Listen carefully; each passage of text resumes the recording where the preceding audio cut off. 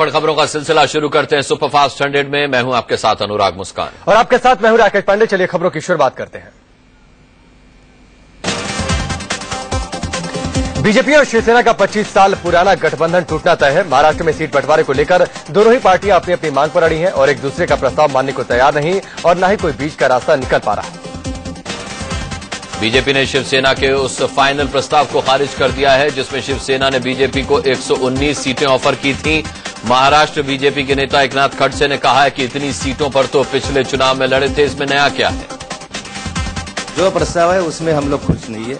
खुश रहने का कोई सवाल ही नहीं आता क्योंकि 119 सीटें हम लड़ते ही आए हैं, उसमें नया क्या है। बीजेपी हमेशा त्याग करते रहे और एक सीट भी आप उसमें ना देते रहे, ये बात ठीक नहीं है। दरअसल शिवसेना प्रमुख उद्धव ठाकरे ने बीजेपी को 119 सीटों पर लड़ने का फाइनल ऑफर दिया है, जबकि शिवसेना खुद 151 सीटों पर लड़ने पर अड़ी है। वहीं बाकी सहयोगी दलों को 18 सीटों का ऑफर है।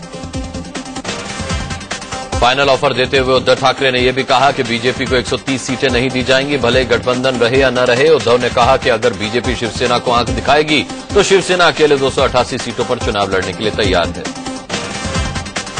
इसी बीच महाराष्ट्र बीजेपी कोर ग्रुप ने कहा है कि अगर शिवसेना बीजेपी को सम्मानजनक सीटें नहीं देती है तो बीजेपी भी अकेले चुनाव लड़ सकती है। वरिष्ठ नेता विनोद तावड़े ने कहा है कि बीजेपी को महाराष्ट्र में 130 सीटें चाहिए। तावड़े ने कहा कि हमने 135 सीटें मांगी थी, जिनमें से 5 छोड़ दी हैं, लेकिन 130 सीटें चाहिए ही चाहिए। 135 was a basic proposal.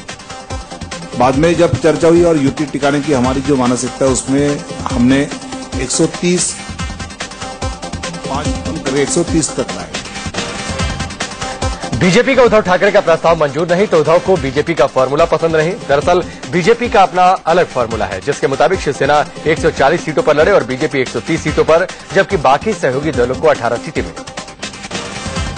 BJP ने शिवसेना के फाइनल प्रस्ताव पर नाराजगी भी जाहिर की है। बीजेपी ने कहा कि गठबंधन में कोई आखिरी प्रस्ताव नहीं होना चाहिए और न ही इस तरह का प्रस्ताव टीवी चैनलों के माध्यम से मिलना चाहिए। चैनल के द्वारा हम चैनल के द्वारा बोले 155 आपका है, हम बोलेंगे कि नहीं 150 हमको मानना है। ये चैनल द्वारा ऐसे आपको अगर देते होंगे प्रपोजल तो ये ठीक नहीं है। महाराष्ट्र बीजेपी का वरिष्ठ नेता एकनाथ खड़से ने कहा कि शिवसेना उन 59 सीटों में से हिस्सा दे जिसे वो पिछले 25 सालों से नहीं 150 हमको मानना है। ये चैनल द्वारा ऐसे आपको अगर देते होंगे प्रपोजल तो ये ठीक नहीं है। महाराष्ट्र बीजेपी का वरिष्ठ नेता एकनाथ खड़से ने कहा कि शिवसेना उन 59 सीटों में से हिस्सा दे जिसे वो पिछले 25 सालों से हारती रही है। उन्होंने कहा कि बीजेपी भी 19 सीटों पर हारती रही है, इसीलिए हारने वाली इन सभी सीटों पर फिर से फैसला हो। जब 59 सीट ये हम जीतते ही नहीं, ऐसी सीटें अगर हम लोग एडजस्टमेंट में लेंगे तो अच्छा होगा, नहीं तो 25 साल में जीते नहीं 30वें साल में भी जीतेंगे, इसकी संभावना बहुत। बीजेपी से खींचतान पर शिवसेना प्रमुख उद्धव ठाकरे काफी तल्ख दिखे। उन्होंने कहा कि चुनाव के समय कई चेहरों की सच्चाई सामने आ जाती है। उद्धव ने कहा कि गठबंधन पर फैसला कर लिया गया है, जल्द ऐलान भी हो जाएगा। सहयोगी दलों ने बीजेपी शिवसेना को अल्टीमेटम देते हुए कल तक गतिरोध खत्म करने को कहा है। स्वाभिमानी शेतकारी संगठन के नेता सदाभाऊ खोट ने कहा कि कल तक स्थिति साफ नहीं होती है तो गठबंधन छोड़ने का भी फैसला हो सकता है। बीजेपी और सेना में जो तनाव बढ़ गया है वो तनाव खत्म होना बहुत जरूरी है। जो निर्णय लेना है वो कल हम 1 बजे लेंगे, वो निर्णय लेना हमें जरूरी है। शिवसेना प्रमुख उद्धव ठाकरे ने एक बार फिर मुख्यमंत्री पद पर दावा ठोका है। उन्होंने कहा कि बीजेपी देश में राज करे और महाराष्ट्र शिवसेना के लिए छोड़ दे। उनका इशारा सीएम पद की तरफ ही था। हालांकि बीजेपी नेता एकनाथ खड़से ने कहा कि परंपरा चली आ रही है कि जिसके ज्यादा विधायक होंगे उसी का सीएम बनेगा। 89 में भी ये तय हुआ था कि जिसकी सीटें ज्यादा आती है वही मुख्यमंत्री पद का दावेदार बनता है। 95 में शिवसेना की ज्यादा सीटें आई, वो मुख्यमंत्री बने। अभी हमारी ज्यादा सीटें आई, हम लोग अपोजिशन लीडर में चले। उद्धव ठाकरे ने कहा कि शिवसेना को किसी भी कीमत पर महाराष्ट्र की सत्ता चाहिए और वो इसे लेकर रहेंगे। उद्धव ने कहा कि सुख भोगने के लिए उन्हें सत्ता नहीं चाहिए बल्कि महाराष्ट्र के भले के लिए सत्ता चाहिए। महाराष्ट्र के मुख्यमंत्री पृथ्वीराज चव्हाण ने नवी मुंबई में ऐलान किया कि सोमवार को विधानसभा चुनाव के लिए कांग्रेस पहली लिस्ट जारी करेगी। सीएम खुद दक्षिण कराड से चुनाव लड़ सकते हैं। उन्होंने आलाकमान से यहीं से चुनाव लड़ने की मांग की है। महाराष्ट्र में सीट बंटवारे को लेकर कांग्रेस और एनसीपी में भी घमासान मचा हुआ है। एनसीपी ने सीट बंटवारे पर कांग्रेस को 1 दिन का अल्टीमेटम दिया। एनसीपी नेता प्रफुल्ल पटेल ने कहा कि कांग्रेस की ओर से दिया गया 124 सीटों का ऑफर पार्टी को मंजूर नहीं है। प्रफुल्ल पटेल ने कहा कि हम गठबंधन बनाए रखना चाहते हैं। कई दिनों से सीट बंटवारे पर बातचीत भी चल रही है। अब हम बस 1 दिन और इंतजार करेंगे, इसके बाद दूसरे विकल्पों पर विचार किया जाएगा। एनसीपी 134 सीटें मांग रही है, जबकि कांग्रेस 124 से ज्यादा देने को तैयार है। इससे पहले कांग्रेस ने भी एनसीपी को गठबंधन तोड़ने की धमकी दी। प्रदेश कांग्रेस कमेटी की मीटिंग के बाद प्रदेश अध्यक्ष माणिकराव ठाकरे ने कहा कि एनसीपी जिद पर अड़ी रही तो कांग्रेस अकेले चुनाव लड़ने को मजबूर होगी। फेसबुक पर अश्लील कमेंट मामले में आप नेता अलका लंबा विनोद कुमार बिन्नी पर उन्होंने पलटवार किया। उन्होंने बिन्नी पर सियासत के स्तर को गिराने का आरोप लगाया। विनोद कुमार बिन्नी जी ये कहते हैं कि राजनीतिक साजिश है उन्हें बदनाम करने की। आम आदमी पार्टी एक महिला को इस्तेमाल कर रही है उनके खिलाफ। मुझे लगता है राजनीति का स्तर इतना कभी नीचे गिर जाएगा ये मैंने कभी जिंदगी में सोचा। अलका लांबा ने कहा कि अगर प्रोफाइल फेक थी तो फिर बिन्नी ने उनसे बात क्यों नहीं की। वो मुझसे बात करने के बजाय इसे आम आदमी पार्टी की साजिश बता रहे हैं। अगर मैं बिन्नी जी की जगह होती तो मैं तुरंत संपर्क करती उस महिला से, उस महिला के साथ में जाकर खड़ी होती, ये कहती कि ये फेक है और बिल्कुल गलत हो रहा है जो आपके खिलाफ हो रहा है और मेरे प्रोफाइल मेरा नाम इस्तेमाल किया जा रहा है, मैं आपके साथ खड़ा हूं। इससे पहले दिल्ली के लक्ष्मी नगर से विधायक विनोद कुमार बिन्नी ने आम आदमी पार्टी की कार्यकर्ता अलका लांबा के अश्लील कमेंट करने के आरोपों को सीधे से खारिज कर दिया। उन्होंने कहा कि किसी ने साजिश के तहत मेरे नाम की फेसबुक प्रोफाइल बनाई है। पिछले दिनों जो हुआ है वो हो सकता है एक साजिश का हिस्सा हो। पिछले दिनों एक विनोद कुमार बिन्नी के नाम से एक पेज किसी ने बनाया, मैं उसे जानता नहीं हूं किस आदमी ने वो पेज बनाया। आम आदमी पार्टी की कार्यकर्ता अलका लांबा ने बिन्नी पर फेसबुक पर अश्लील कमेंट करने का आरोप लगाया था।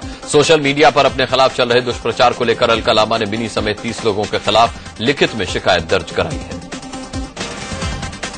दिल्ली में आम आदमी पार्टी के महिला कार्यकर्ताओं ने विनोद कुमार बिन्नी के घर के बाहर प्रदर्शन किया। महिलाएं अलका लांबा को भेजे गए कथित अश्लील कमेंट के गुस्से में।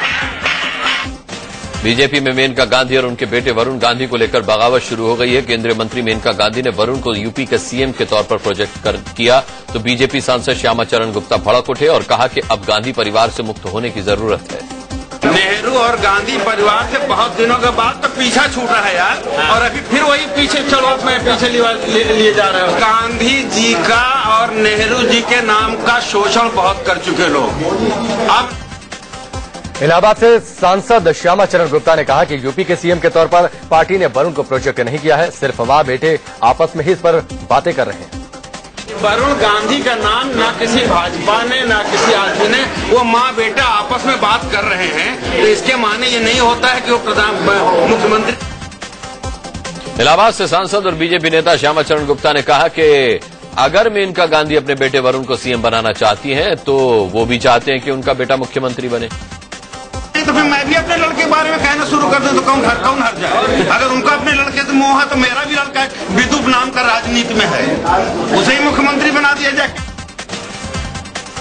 जनचेतना पार्टी के प्रवक्ता जसबीर भट्ट ने हरियाणा में बीजेपी की जारी की गई दूसरी लिस्ट पर चुटकी लेते हुए कहा कि बीजेपी ने अपने कैडर की अनदेखी की है और दूसरी पार्टी से आए भगोड़ों और पूंजीपतियों को तरजीह दी है। पूर्व केंद्रीय मंत्री पी चिदम्बरम की पत्नी नलिनी चिदम्बरम की मुश्किलें बढ़ सकती हैं। सीबीआई ने शारदा चिटफंड घोटाले केस में नलिनी से पूछताछ की है। मामले में गिरफ्तार शारदा ग्रुप के चेयरमैन सुदीप्तो सेन ने आरोपों के बाद उन पर शिकंजा कसा। यूपी के राज्यपाल राम नाईक वृंदावन के वात्सल्य ग्राम में नेत्र चिकित्सा शिविर के समापन मौके पर पहुंचे। उन्होंने पीएम मोदी की जमकर तारीफ करते हुए उनकी अमेरिका यात्रा की तुलना 150 साल पहले स्वामी विवेकानंद की शिकागो यात्रा से कर दी। आरजेडी सांसद राजेश रंजन उर्फ पप्पू यादव ने डॉक्टर्स को लेकर एक विवादित बयान दिया है। जो नर्सिंग होम एक्ट के तहत चलना नहीं चाहती है, जो जबरदस्ती धमकी सरकार को देती है और जनता को चेतावनी देती है, ऐसे डॉक्टर जो सामाजिक आर्थिक रूप से गरीब है। सांसद पप्पू यादव ने बिहार में भ्रष्ट डॉक्टरों के खिलाफ मुहिम छेड़ रखी है। उनका कहना है कि डॉक्टर मरीजों से मनमानी फीस वसूलते हैं। इलाज के आधार पर डॉक्टरों की फीस तय की जानी चाहिए। लद्दाख में चीन की सीनाजोरी जारी है। चुमार इलाके में 50 और चीनी सैनिकों ने घुसपैठ की है। इससे पहले 35 सैनिकों के डेरा डालने की खबर थी। चीन की करतूत से सीमा पर तनाव बढ़ता जा रहा है। वाराणसी में बीजेपी कार्यकर्ताओं ने पाकिस्तान की पूर्व पीएम बेनजीर भुट्टो के बेटे बिलावल भुट्टो का पुतला फूंका। बिलावल ने कहा था कि कश्मीर का एक इंच लेंगे, जिसे लेकर बीजेपी ने प्रदर्शन किया। बाढ़ से मची तबाही के बाद श्रीनगर में हालात धीरे धीरे पटरी पर आ रहे हैं। हर तरफ बर्बादी के निशान बाकी हैं।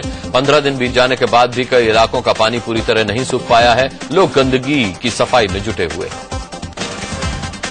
कानपुर में बीजेपी सांसद मुरली मनोहर जोशी ने जम्मू कश्मीर में बाढ़ पीड़ितों के लिए राहत सामग्री से भरे 3 ट्रकों को हरी झंडी दिखाकर रवाना किया। यह राहत सामग्री सिंधी समाज की ओर से भेजी। मथुरा में दीनदयाल उपाध्याय के जन्मदिन पर एक सार्वजनिक सभा का आयोजन किया गया। कार्यक्रम में केंद्रीय मंत्री उमा भारती और सांसद हेमा मालिनी ने शिरकत की। उमा ने कहा कि गंगा से पहले यमुना की सफाई का काम शुरू किया जाएगा।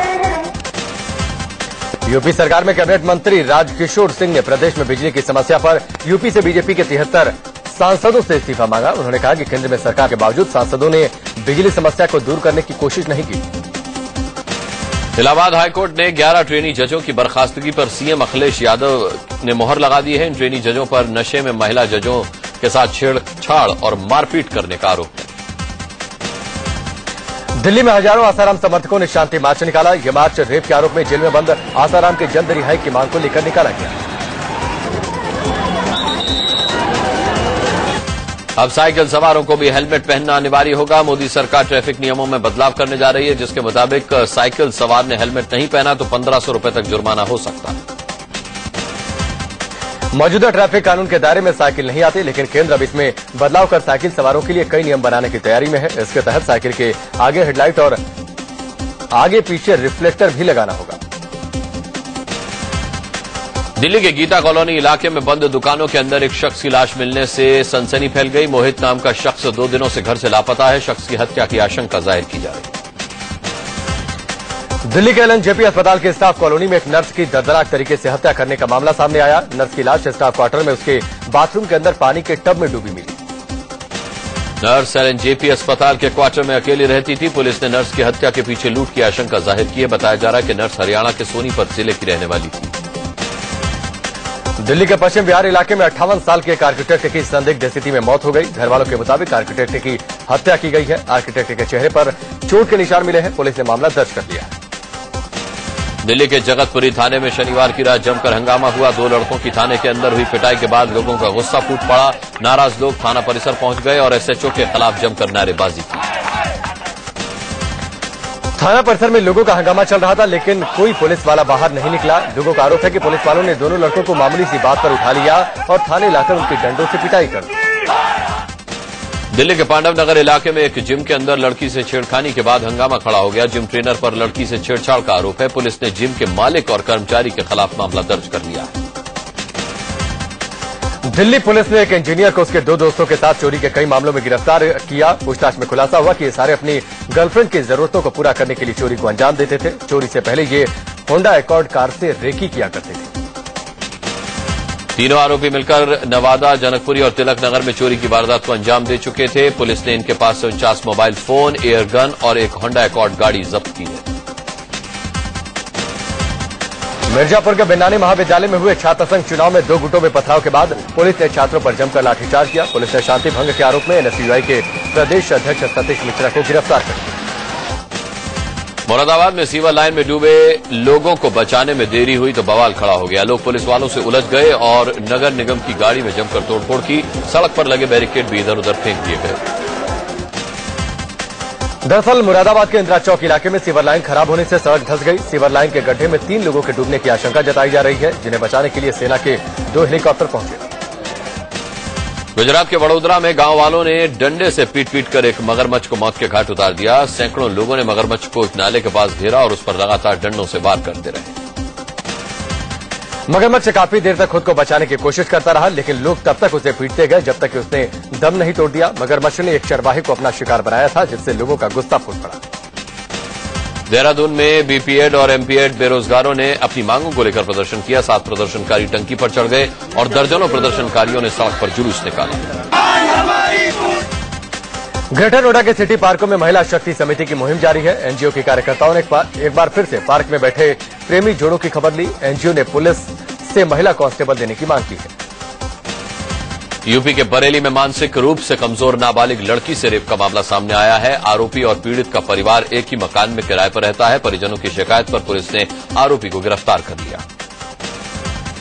एमपी के डबरा में अपने ननिहाल में रहने वाली एक 7 साल की मासूम के साथ उसके मामा ने पहले रेप किया, फिर बाद में पत्थरों से कुचलकर उसकी हत्या कर दी। पुलिस ने आरोपी को गिरफ्तार कर लिया।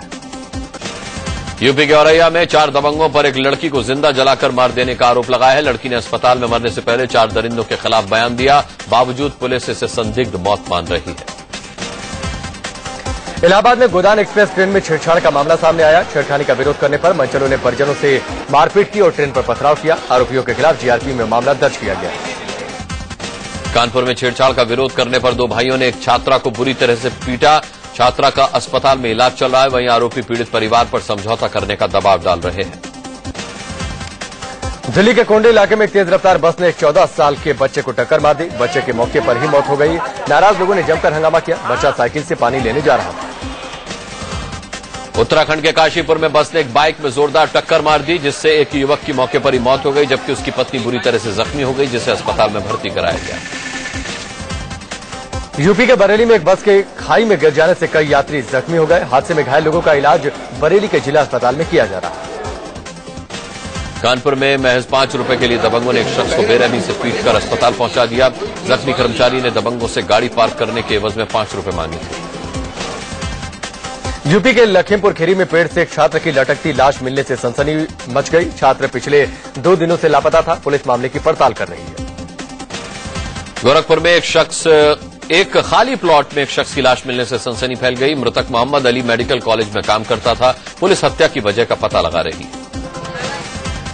मुंबई से सटे मीरा रोड इलाके में एक लोहे के बक्से में बुजुर्ग महिला की लाश मिलने से सनसनी फैल गई। लोहे का बक्सा काले प्लास्टिक से लपेटकर फुटपाथ पर रखा हुआ था। बुजुर्ग महिला की शिनाख्त नहीं हो पाई। रायबरेली में किला मोहल्ले में एक घर के बाहर कई बम मिलने से हड़कंप मच गया। एक महिला ने अपने घर के बाहर बम होने की जानकारी पुलिस को दी। पुलिस मामले की जांच कर रही है। कानपुर रेलवे स्टेशन पर पुलिस ने दुर्लभ प्रजाति के 218 कछुओं के साथ एक तस्कर को गिरफ्तार किया। तस्कर उन्नाव से इन कछुओं को कोलकाता ले जाने की फिराक में था। इन कछुओं की कीमत लाखों में बताई जा रही है। लखनऊ में प्रशासन की टीम ने छापेमारी करके नशीली दवाओं के कारोबार का भंडाफोड़ किया है। यहां एक घर में नशीली दवाएं तैयार की जा रही थी। पुलिस एक आरोपी को गिरफ्तार करके पूछताछ कर रही है। महाराष्ट्र की ठाणे क्राइम ब्रांच पुलिस ने एक शख्स को देसी कट्टे और कारतूस के साथ गिरफ्तार किया। एक दिन पहले ही इसने एक युवक की गोली मारकर हत्या की थी और आगरा भागने की कोशिश कर रहा था। छत्तीसगढ़ के रायगढ़ में सरकारी दफ्तर को कर्मचारियों ने मैखाना बना दिया। शिक्षा विभाग के क्लर्क दफ्तर में ही जाम छलकाते नजर आए। कैमरे में जब इनकी करतूत कैद हो गई तो वो हाथ जोड़ने लगे। उत्तराखंड के चमोली में जर्जर सड़क के निर्माण की मांग को लेकर लोगों ने प्रदर्शन किया। पिछले 1 महीने से यहां के लोग धरना भी दे रहे थे। वहीं 2 लोगों ने आमरण अनशन भी शुरू कर दिया। हरिद्वार में अपनी मांगों को लेकर लखानी कंपनी के कर्मचारियों ने गंगा में उतरकर चल प्रदर्शन किया। इनका आरोप है कि कंपनी उन्हें वेतन और पिछले 1 महीने से यहां के लोग धरना भी दे रहे थे। वहीं 2 लोगों ने आमरण अनशन भी शुरू कर दिया। हरिद्वार में अपनी मांगों को लेकर लखानी कंपनी के कर्मचारियों ने गंगा में उतरकर चल प्रदर्शन किया। इनका आरोप है कि कंपनी उन्हें वेतन और पीएफ नहीं दे रही। लखनऊ में ऑल इंडिया स्टूडेंट एसोसिएशन के बैनर तले स्कूली छात्र छात्राओं ने प्रदेश सरकार के खिलाफ सड़क पर मार्च निकाला। ये लोग छेड़खानी और रेप की लगातार बढ़ रही वारदातों का विरोध जता रहे थे। लखनऊ में पुलिस ने छेड़खानी के एक आरोपी को गिरफ्तार कर लिया। पहले मनचले की लोगों ने जमकर पिटाई की और फिर उसे पुलिस के हवाले कर दिया।